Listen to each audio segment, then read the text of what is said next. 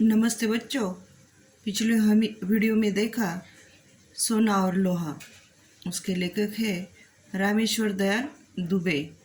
अब उन्होंने इस संवाद में जो लोहा और जो सोना है उसके अंदर जो संवाद लिखा हुआ है वो रंग रूप की अपेक्षा में सद्गुण के ऊपर महत्व पर जोर दिया गया है।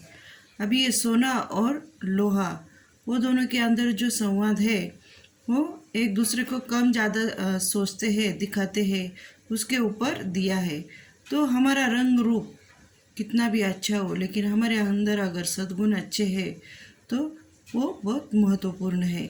अभी ये पाठ का हमने अध्ययन किया है। आज हम देखने जा रहे हैं उसका स्वाध्याय।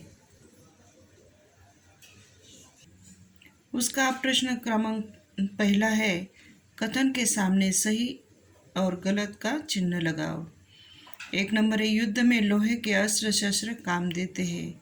ये वाक्य सही है। रोटियां भी सोने की तवे पर सेकी जाती है, ये गलत है। श्रम में ही जीवन की सफलता है, ये सही है। जो काम करेंगे उन्हीं का सम्मान नहीं होगा, ये गलत बात है। प्रश्न क्रमांक 2, निम्नलिखित प्रश्नों के उत्तर एक एक वाक्य में लिखो। पहला प्रश्न है, सोने से कौन कौन सी चीज़ें बनाई जाती है? उसका आंसर है, सोने से अंगूठी, माला, बाली आदि चीज़ें बनाई जाती है। 10 ग्राम सोने का मूल्य क्या है? उसका उत्तर है, 10 ग्राम सोने का मूल्य 25,000 रुपये है। 1 किलो लोहे का मूल्य क्या है? उसका उत्तर है, 1 किलो लोहे का मूल्य 25-30 रुपये है। प्रश्न 4, लोहे पर किसकी रक्षा का भार है? लोहे पर सोने की रक्षा का भार है। प्रश्न 5, किससे मेहनत नहीं होती? उसका उत्तर है, सोने से मेहनत नहीं होती। प्रश्न क्रमांक 3, कोष्टक में से उचित विरुद्धार्थी शब्द चुनकर लिखो। अपमान, दुख, नीची, अनुपयोगी, मरण, स्वामी, अमीर और भीतर। बाहर, भीतर, ऊंची, नीची, जीवन, मरण, नौकर, स्वामी, गरीब, अमीर, उपयोगी, अनुपयोगी, सुख, दुख, सम्मान, अपमान। प्रश्न क्रमांक 4, प्रश्नों का बहुवचन रूप लिखिए। तिजोरी, तिजोरियाँ, रोटी, रोटियाँ, रुपया, रुपये, सफलता, सफलताएं, वस्तु, वस्तुएं, कारखाना, कारखाने। प्रश्न क्रमांक 5 है, निम्नलिखित शब्दों में प्रत्यय लगाकर लिखो। यहाँ मूल शब्द दिया है और प्रत्यय भी दिया है। वो मूल शब्दों को प्रत्यय जोड़कर शब्द बनाना है। पहला है सुंदर, उसको ता प्रत्यय लगाकर सुंदरता। दूसरा है गुण, उसको वान प्रत्यय लगा के गुणवान। तीसरा है डर, उसको आवना प्रत्यय लगाकर डरावना। चौथा है उपयोगी, उसको ई प्रत्यय लगा के उपयोगी। पांचवा है आहट, घबराना, उसको आहट प्रत्यय लगाकर घबराहट। दिन, उसको इक प्रत्यय लगाकर दैनिक। इस तरह ऐसे शब्द बनाने हैं। प्रश्न 6, निम्नलिखित शब्दों का रोमन लिपि में लिप्यांतरण करो।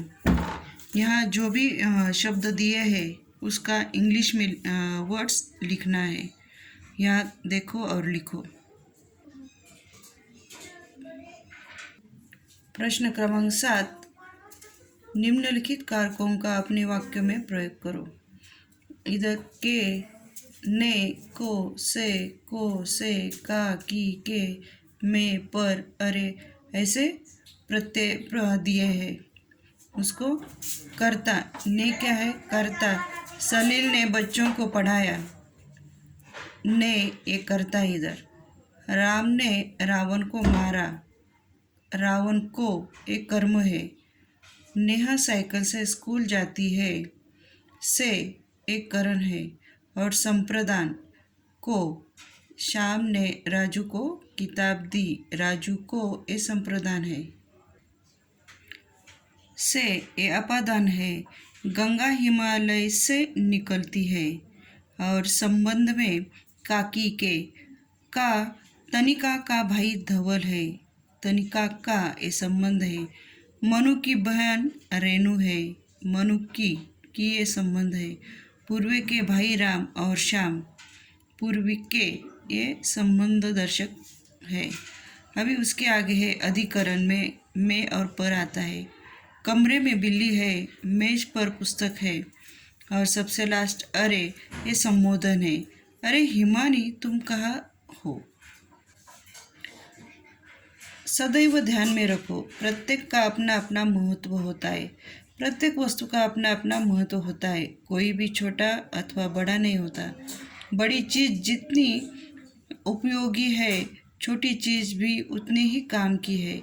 बड़ी बड़ी मशीनों के कल पुर्जों को जोड़ने वाले नट बोल्ट छोटे छोटे ही होते हैं।